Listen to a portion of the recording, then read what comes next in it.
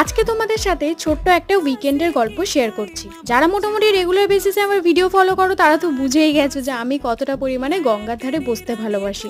তাহলেও বা কি হবে, এই ঘাটটা কোথায় আমার নিজেরও জানা ছিল না। আমিও অনেক ভিডিও ঘেটেই বুঝতে পেরেছি অ্যাকচুয়ালি এটা কোথায়।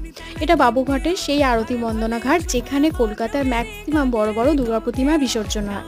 আর এখানেই কিন্তু বেনারসের মতো খুব সুন্দর করে আরতি হয়।